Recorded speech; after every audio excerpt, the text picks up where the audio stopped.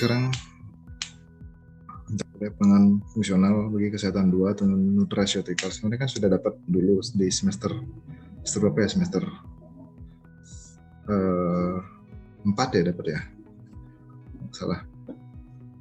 Ini lanjutannya sebenarnya sama aja, cuma lebih mendalami sedikit materi yang kalian peroleh nantinya.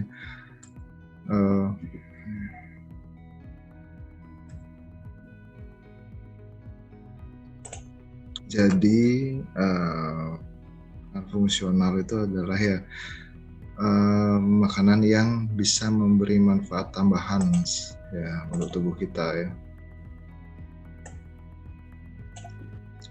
yang bisa memberi manfaat tambahan selain dari fungsi gizi dasar makanan pada umumnya. Itu adalah makanan fungsional.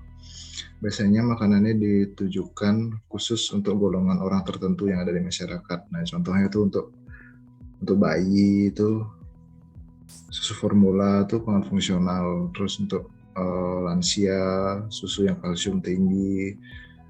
Kemudian untuk orang diabetes itu biasanya ada aja gula yang tidak terbuat dari tebu, itu pangan fungsional. Gula jagung itu pangan fungsional itu juga. Termasuk susu untuk diabetes tuh pangan fungsional. Terus kemudian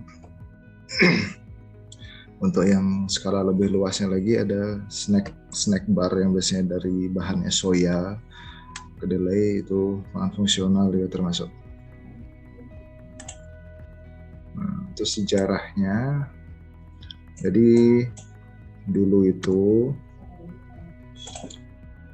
itu pangan fungsional itu ya istilah dari Jepang ya. Jadi di tahun 1980 Jepang itu mengeluarkan istilah FOSU.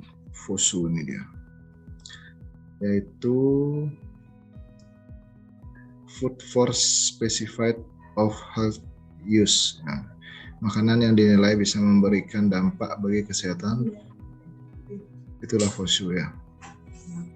Kemudian istilah FOSU ini sangat populer terutama bagi kalangan yang sadar akan pentingnya menjaga kesehatan tubuh melalui makanan, melalui pangan. Dan akhirnya Indonesia pun juga mengadopsi istilah ini dengan diterbitkannya peraturan Kepala BPOM ini nomor sekian ini tahun 2005 tentang ketentuan pokok pengawasan pangan fungsional. Itu sejarah singkatnya aja.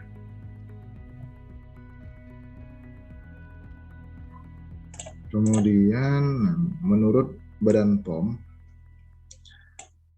pangan fungsional itu adalah pangan olahan yang di dalamnya terkandung satu atau beberapa senyawa bioaktif.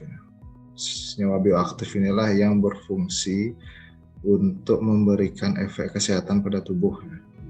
Kemudian produk pangan fungsional merupakan produk pangan yang digunakan sebagai menu diet yang telah memenuhi standar mutu maupun persyaratan keamanan untuk dikonsumsi.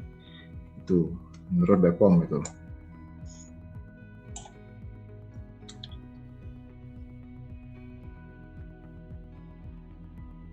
Kemudian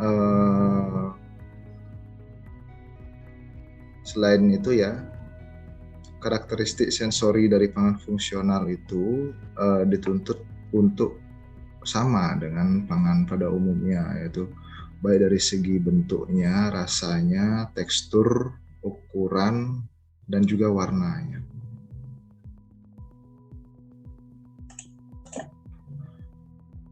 Selanjutnya syarat dari pangan fungsional. Jadi pangan fungsional itu harus ada syaratnya. Jadi tidak mudah sebuah makanan dikatakan sebagai pangan fungsional ya.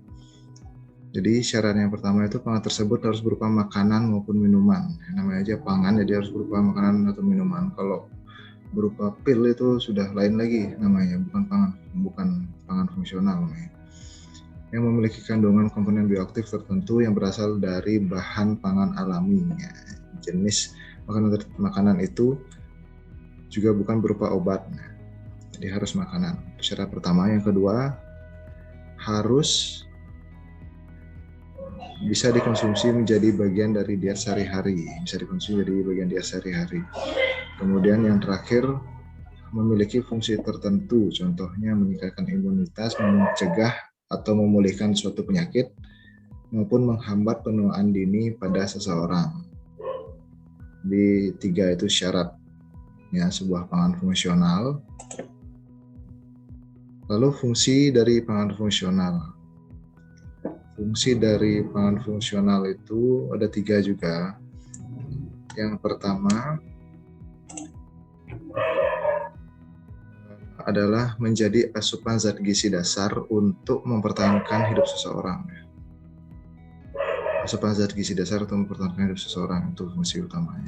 Yang fungsi kedua, yang di tengah, yaitu